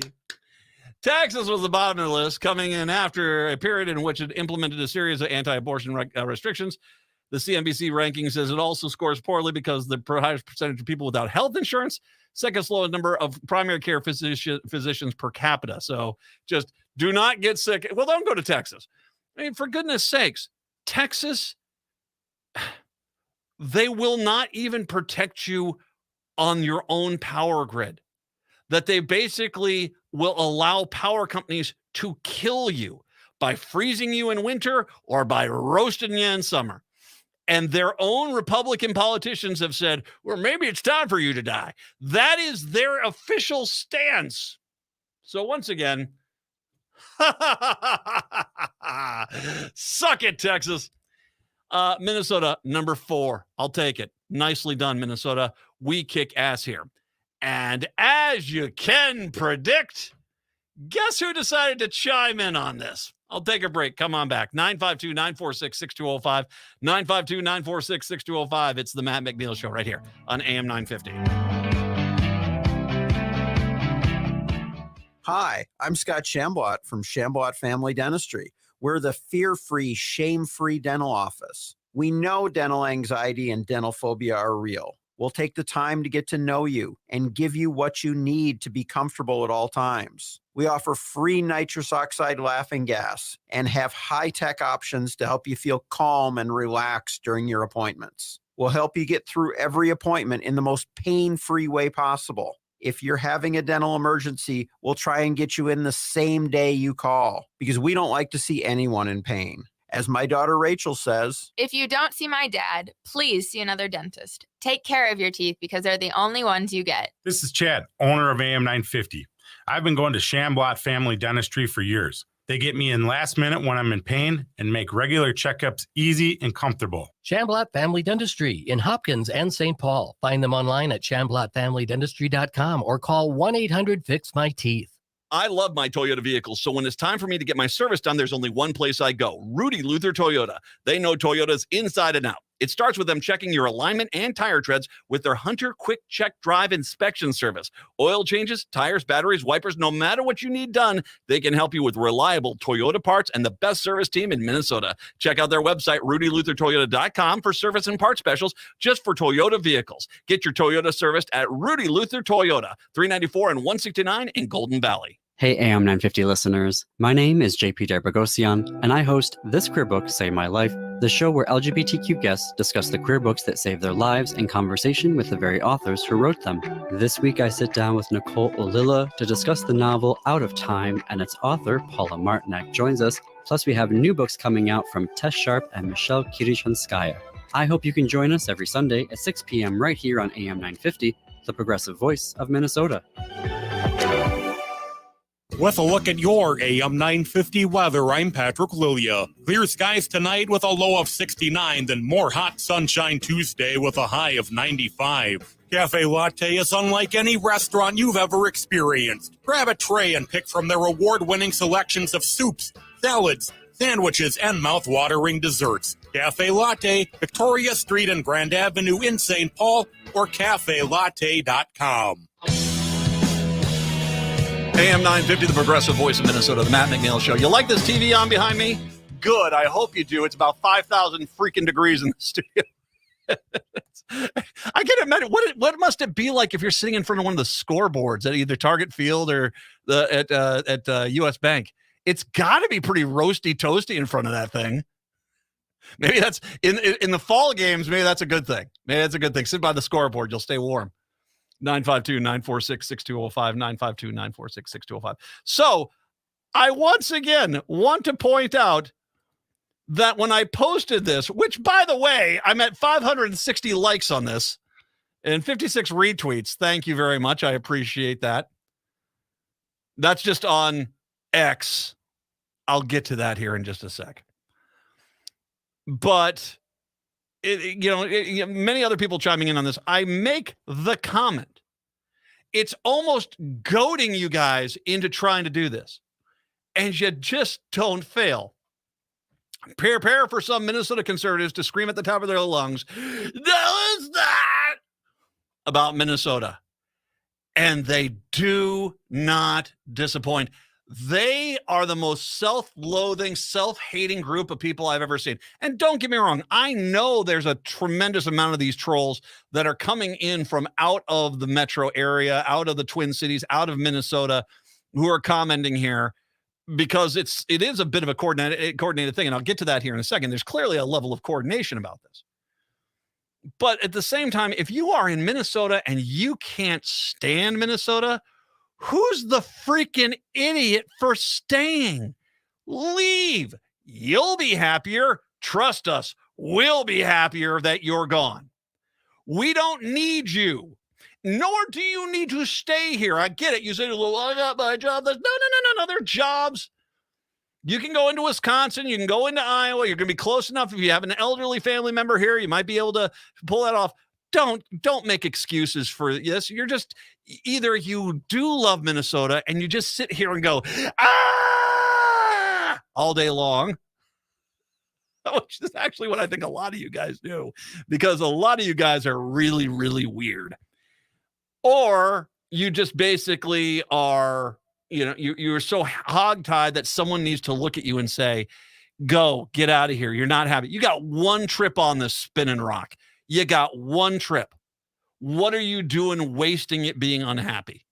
Go find your happy place. I love this town. I love this state. I'm not leaving. I'm not. Now, that being said, immediately after I post this, once again, Minnesota, fourth best state in the country, immediately inundated with this poll. And it's almost impossible to believe that these guys tried to pull this off as an effective counterpoint, because as you heard from the story from Bring Me the News, CNBC actually did some, okay, here's the research. Here's why we ranked every state where we rated them. They find this poll that basically ranks states only really on two criteria. If you're charging billionaires and millionaires with taxes, if you're taxing billionaires and millionaires, you score lower on this list than states. So if you want a really high ranking, you basically, if you're not, tax millionaires and billionaires, you can rank really high. The other one is you are paying workers a livable wage. That was a bad thing. That the best states pay their workers barely anything else. And if your state pays people a decent wage, that you're being hurt. Now, the fact that there are people in Minnesota who clearly are not millionaires or billionaires and who clearly want to get a decent paycheck are sitting there going, here's this other poll that says we're 48. We're horrible. Cheering on the metrics of this poll, which means their life sucks. I can't even. I can't even. You guys are pathetic. You guys on the right are pathetic. Most people would be happy, joyful, excited about their state being ranked so high. You, because your politics control everything. No, it's got to be the worst because our entire campaign next year it's a hellscape. Hellscape. Like I said, that's you. That's you guys. It's got to suck to be you. You've got to be miserable all the damn time. Good luck with all that. Now, I did note that these Republicans, I mean, if you're sitting here and dogging on this poll, aren't you the idiots that for doing this? Which brought up a very interesting thing on X marks the spot. We'll call it that. How about we do that? The new Twitter name. Twitter. Tell me you've mismanaged your company so badly in 9 months that you basically have to completely rebrand without telling me I've mismanaged my company so bad in 9 months, I have to completely rebrand. Ladies and gentlemen, welcome to X. Anyway,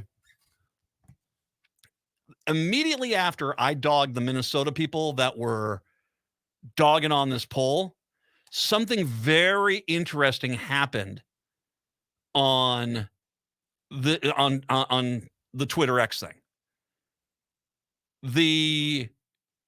What happened is they immediately all the people that were criticizing it were specifically not from Minnesota, or at least their accounts were saying it were Texas and Florida and Canada and England. It was all of a sudden that had to have been coordinated because it was all Minnesota hates this. Oh, you Minnesota idiots. Oh, it's everyone but Minnesota criticizing it. Yeah. Don't tell me there's not a coordination going on there. Patrick, apparently we do have some severe weather that's moving into the metro. Is this correct? Yes, we have severe thunderstorm warnings for Anoka, Ramsey, and Washington counties until 5:15 p.m. That's Anoka, Ramsey, and Washington counties until 5:15. Okay. Storms moving in towards, they're going over Orono, Medina. Which way are they going to go? Are they going to go straight? Well, they're going to kind of go south here. And by the way, I just posted the weather forecast from Sven. He did say when this heat's coming in, there's a chance that there was going to be some extreme weather coming in here. So don't be surprised. Some hail possible with these storms. That's what he was saying. I'll go with his word on it. Some hail possible with these storms. Just keep that in mind if you're heading on out. There could be some severe weather this evening as you're heading out in the metro area. 952-946-6205. 952-946-6205. It does give me great joy that Texas scored 50th. It's just that's not good. That's not good. That's bad. That's a bad rating. Okay, so I mentioned Elon Musk, who someone said was smart. Dude, my Shetland sheepdog is smarter than this guy.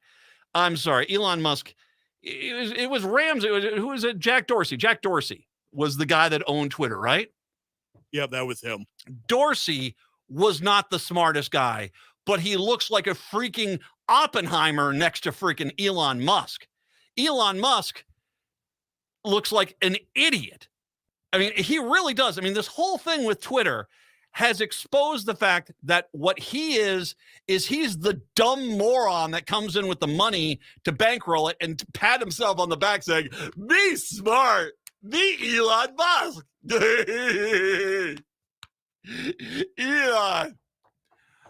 Elon. Yeah. He's so dumb, he thinks he's a Ghostbuster. Let that sink in for a second. There it is. Yeah. No, you're not Egon. From Axios. There's a newish social media app on the block. You can almost hear the sigh at the beginning of this story.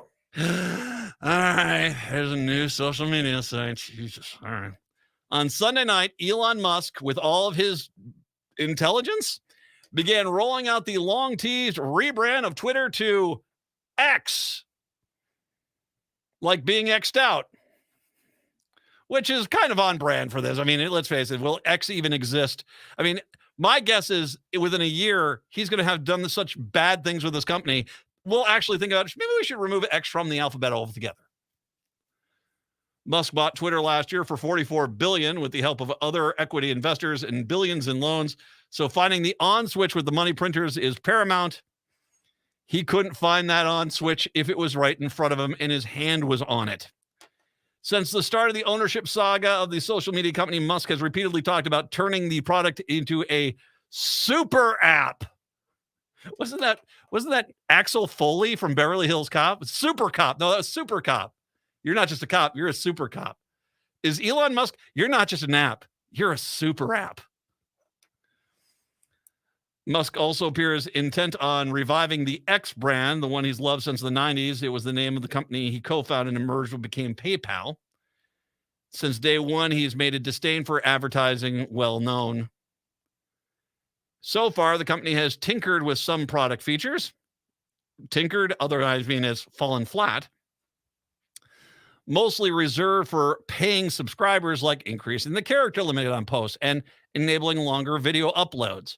In May, the company acquired Lasky, a job-matching startup, to bolster Twitter's offerings to corporate users. And he's been very focused on pushing. Okay, first of all, how stupid are you? LinkedIn will destroy you on that. Seriously, what are you doing? How dumb are you? You're not going to compete with LinkedIn. And frankly, I wouldn't go and look at Twitter for a potential job hiree.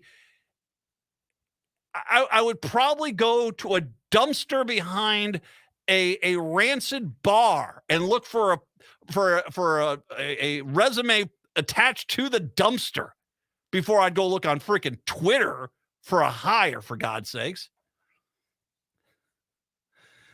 Once again, he wants to offer more corporate ventures, and LinkedIn is out there. Okay. He's been very focused on pushing users to sign up for the paid version of the service, both via carrots and sticks. Some investors have already curbed their enthusiasm. Fidelity has been steadily marking down its valuation, most recently about $15 billion as of April 28th. EventArc's investments, Kathy Wood, who's defended Musk's handling of the company at an event in May, by the way, and I've talked about this. This is someone who's on his side, has also said the valuation in her mind is $23 billion, which is almost half of what it was 9 months ago. Musk has his work cut out for him. Super apps have been usually successful concept in Asia, but haven't fared well in the Western internet culture for a number of circumstantial reasons. You're not going to knock off the super apps in Asia. I can already tell you that. I've read about how they've tried to get some of the apps from Europe and in the United States to catch on fire in the Asian market. They just don't. And so you're lost there. And basically you're just making everyone mad here in the United States. Musk has been able to get his fans on board with the changes of Twitter, such as signing up for the paid subscription service. Entirely throwing away the Twitter brand could be very well alienate much of what's left of user base that stuck around for nostalgic reasons. Other tech companies have rebranded, namely Alphabet and Meta. Did so as part of corporate reorganizations. Most importantly, though, they retain the names of their consumer products, though. Musk isn't quite starting from scratch, but close. All right. If I am a trained chimp, I have no problem admitting that. My job is in here to come and go for 2 hours every day. And I'm good at it. I'm good at it. I do not have an advanced. My degree is in business from William Penn. Go fighting mad Quakers. So I do have some business background. I have been a marketing manager. I have done some things in the past, but I am quite content being living in this little world of trained chimp that I come into the studio and I talk, and this is what I do for a living. I read comic books. I watch Doctor Who. I'm obsessed with the Twins baseball. As you can tell, I've not exactly, executive board material. All right. I have no problem admitting this. That is why it's hilarious. I can look at Elon Musk and say, I wouldn't do that. I wouldn't be doing that, dude. You are going to crash and burn this. It is amazing to me that there has been a different change. When he took over in October, there was a definite migration of some people away from Twitter, primarily to Mastodon really was the one that kind of stood out. A little bit of Blue Sky, but that was kind of it. I mean, most people that were on Twitter didn't want to go to Facebook anyway. So that's where you saw a lot of it. Threads has changed a lot of things. And there are a lot of people on Threads, as these people keep saying to me, oh, no, people are losing interest in Threads. Dude, there's at least 50 people I used to see on a regular basis on Twitter. I haven't seen post on Twitter in weeks and are posting every single freaking day on Threads. This is a body getting cold. That's what this is. This is a body getting cold. And everything this guy seems to be doing is the opposite of the Midas touch. As a matter of fact, he touches everything and it turns to crap, because that's what's going on here. My guess is going to be is by October, maybe December of this year, he will frantically unload this onto anyone that's willing to take it and say, my whole goal is to focus on SpaceX and Tesla. If he had a brain in his freaking head, he'd do that and get away from this nightmare, because the reality is everything he is doing is not going to work. It's just not going to work. But sure, X. Sure. X. Sure. 952-946-6205. 952-946-6205. Take a break. Come on back. It's the Matt McNeil Show right here on AM 950.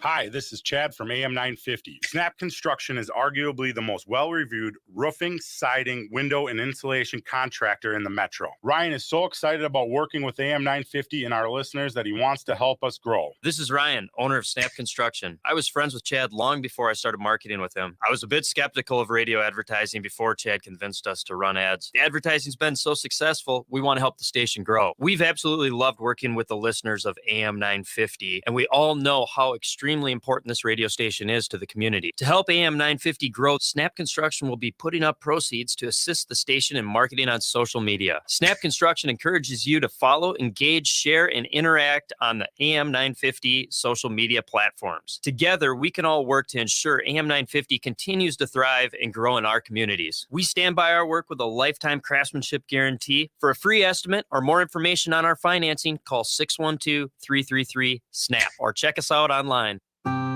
July is the annual store-wide sale at Woodland Stoves and Fireplaces. Come see our diverse selection of wood, gas, or electric fireplace products for indoor and outdoor living. And right now, Woodland Stoves and Fireplaces can assure you the best price of the season on every product in the store. Let Woodland Stoves and Fireplaces help you choose and experience the joy of sitting by a fire. Summer is a great time to install your fireplace. You can find your perfect fireplace and have it installed and ready before the cold weather hits again. If you already have a wood fireplace, consider a fireplace insert. Come and see the entire selection at Woodland Stoves and Fireplaces on East Franklin and Riverside in Minneapolis. They will create a fireplace that works for you. efficient, clean burning, and environmentally smart. Woodland Stoves and Fireplaces, since 1977, out of the ordinary products and services to make fire work for you.